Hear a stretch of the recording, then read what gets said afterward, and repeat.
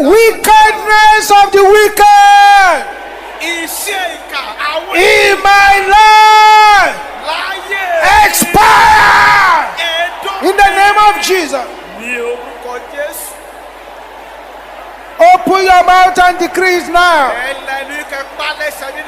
That's why the Lord brought you here.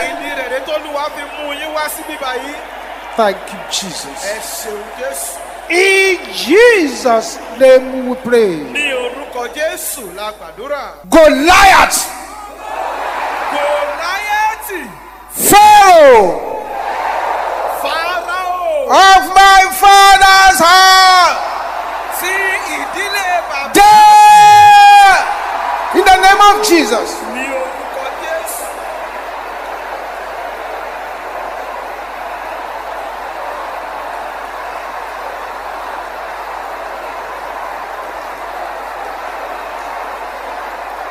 Balakasete lakaya boshendera bosanta.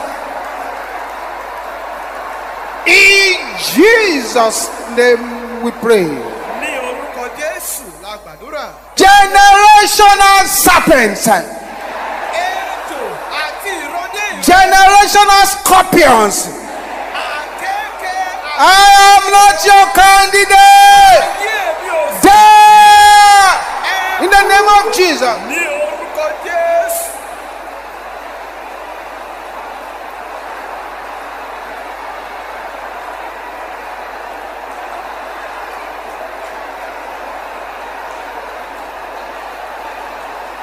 Open your mouth, open your mouth, open your mouth, open your mouth, open your mouth. Makate setela kaya boshenderaba. In Jesus' name we pray.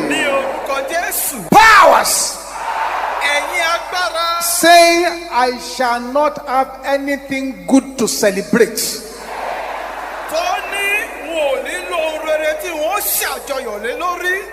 Can you shout it with hatred? What are you waiting for? There, in the name of Jesus. Enough is enough. Popata setela, ribokotonde kayaba. In Jesus' name we pray. Oh God, alive. Break the confidence of the wicked elders in the name of Jesus. Break their confidence.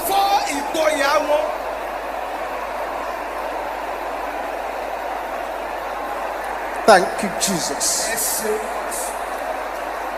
In Jesus' name we pray.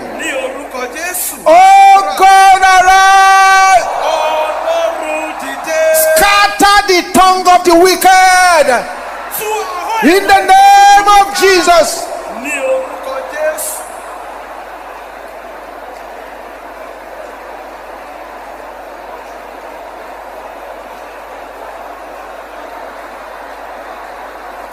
In Jesus' name we pray.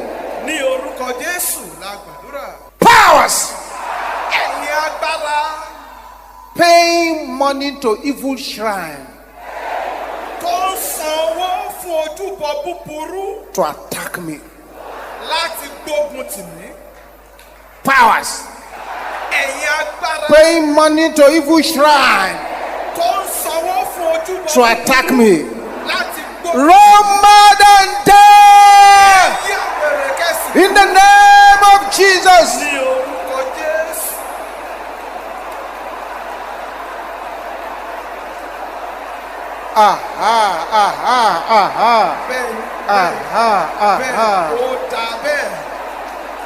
Yes.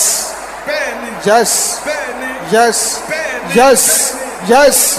Yes. Yes. Yes. Yes. Yes.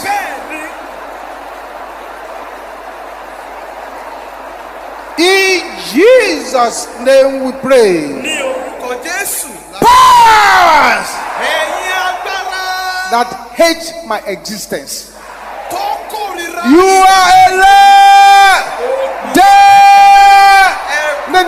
Jesus.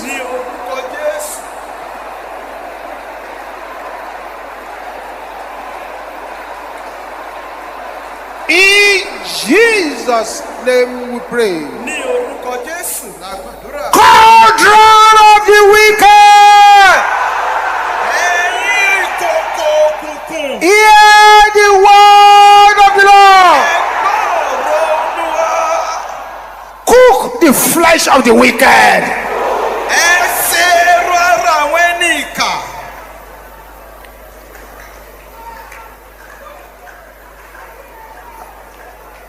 Are you ready to pray now? Can I hear you shouting that loud and clear?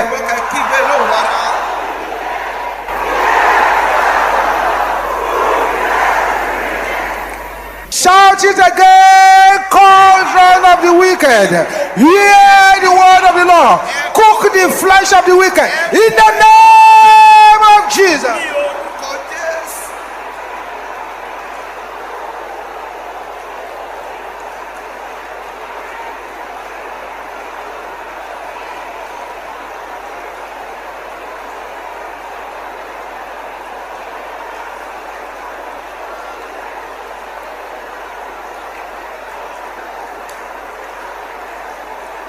Bakatenda liboko shete riboko tende keyabo shente.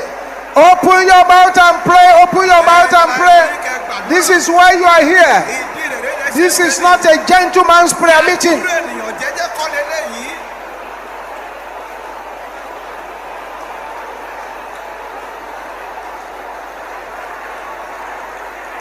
In Jesus' name we pray. Powers contending against my new day. Can you say that loud and clear? You are a Lord there in the name of Jesus.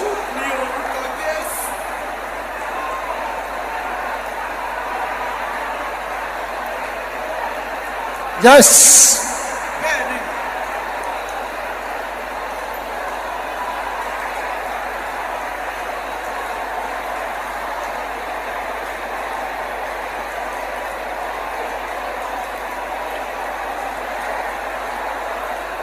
In Jesus' name we pray. Say, oh God, arise. Wherever my enemies shall run to tonight, find them and bring them down. Oh God, arise. Wherever my enemies shall run to tonight, find them and bring them down. In the name of Jesus, open your mouth and praise.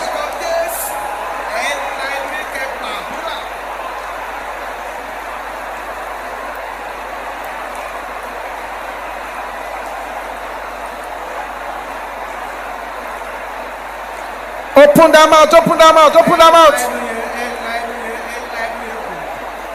In Jesus' name we pray.